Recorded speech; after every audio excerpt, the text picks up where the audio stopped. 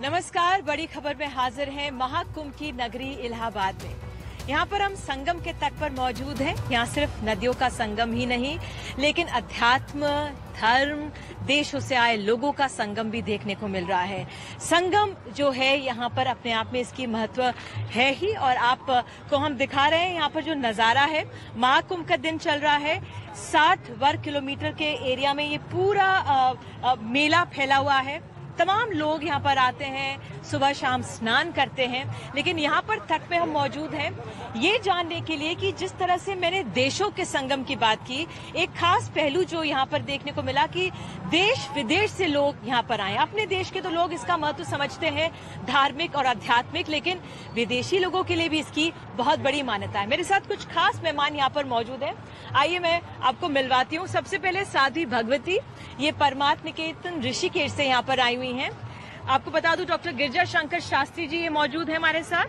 संस्कृत के विद्वान हैं, ज्योतिष विज्ञान के जानकार हैं, पंडित हैं जो यहाँ पर मौजूद हैं। साथ ही मेरे इस ओर doctor Yugantar Pandey, he is a child specialist. लेकिन जो बाजारवाद है उसको भी हम समझने की कोशिश करेंगे, जिसकी काफी चर्चा होती है। और साथ ही आखिर में एक ऐसे व्यक्ति जो हिस्ट्री को पढ़ाते हैं, डॉक्टर योगेश तिवारी, जो कि इलाहाबाद यूनिवर्सिटी के हैं, और जो एक यंग जनरेशन है उसको समझाएंगे कि जहाँ पे हम खड़े हैं यहाँ पे एक किला है जो अकबर ने बनाया था, उसके क्या मायने हैं, कैसे उसे समझें, कैसे उसे देखें, समझेंगे। तो सबसे पहले मैं आपके पास आऊंगी साध्वी भगवती। आप अपने आप में एक विदेशी महिला हैं जिन्होंने, हम देख सकते हैं, साध्वी आप बनी हुई हैं। महाकुंभ की आपके लिए क्या अहमियत?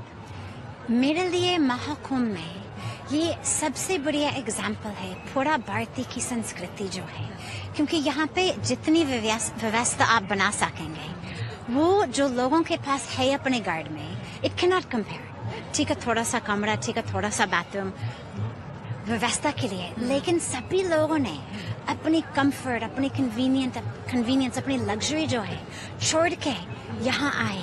और क्यों आए? क्योंकि सत्य जो है वो एक है और दिव्यता तो एक है। तो चाहे देश के लोग, चाहे विदेश के लोग, मैग्नेट की तरह सब लोगों को खींच के यहाँ लाते हैं। एक कंपास पूरा विश्व में जहाँ आप इसको ले जाएंगे, इसकी नीडल हमेशा नॉर्थ पोल तक पॉइंट करेगा।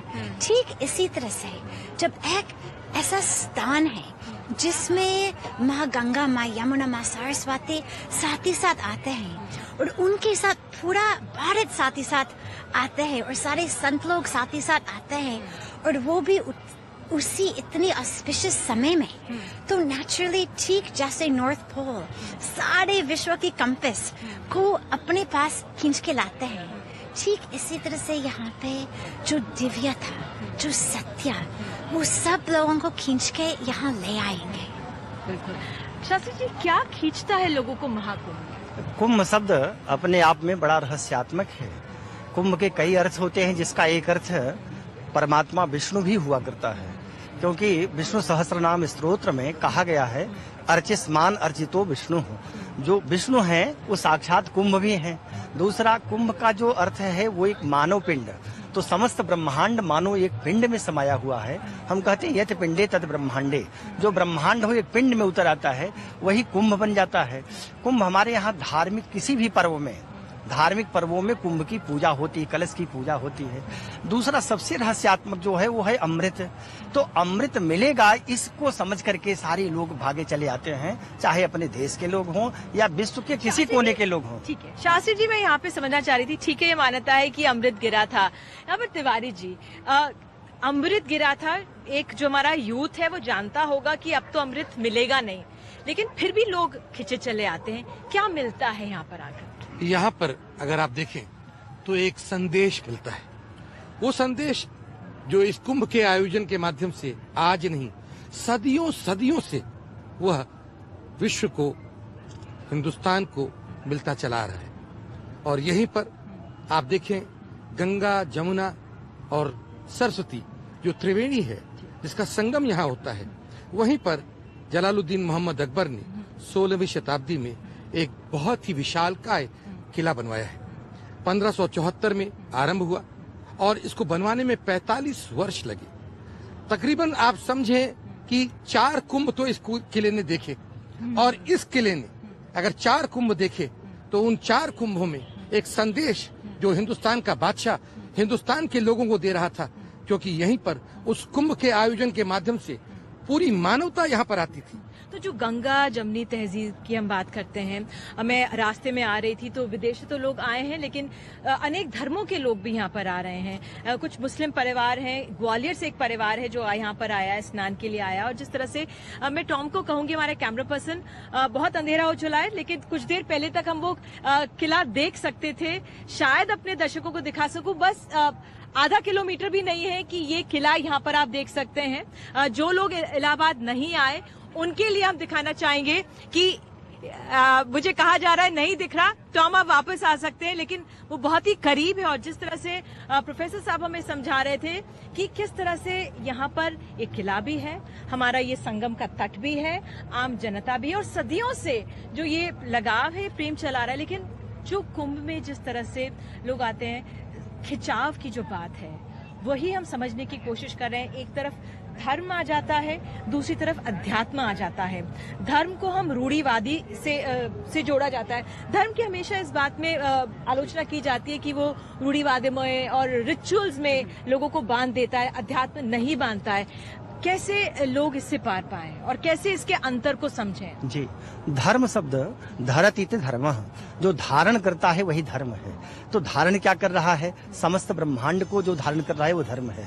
पर धर्म की जो लोग अपने आप व्युत्पत्ति करने लगते हैं, ये संप्रदाय मूलक धर्म हो गया है। जहाँ संप्रदाय मूलक धर्म हो जाता है वहाँ परस्पर विरोध भी होते हैं।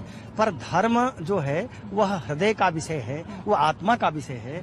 तो आत्मा का विषय होने से धर्म सदैव धारण के योग्य हुआ करता है। धारण के योग्य होता है। साध्वी, आप कैसे आप कहाँ से आई हैं? कौन से कंट्री को बिलोंग करती हैं? वैसे मैं इंडिया को बिलोंग करती हूँ, लेकिन हमारी हैं आप। लेकिन शेड्यूल जो है अमेरिका में जन्म लिया था। अच्छा, आपके लिए जो भारत में जो धर्म है, एक हिंदूवाद है, एक स्पिरिचुअलिटी है, क्या आपके लिए कौन सा महत्वपूर्ण है? कैसे आप इसको डिफरेंशिएट करते हैं, अलग अलग करते हैं?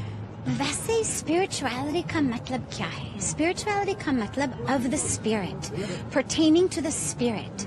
और स्पिरिट जो है, देखिए, यदि हम लोग मटेरियल की दृष्टि से देखेंगे तो मुझे लगता है ये मैं हूँ, ये आप हैं, और I end here, you begin here. India's #1 news app just got even better. Download NDTV's new app. Fully optimized for retina display. Full screen view.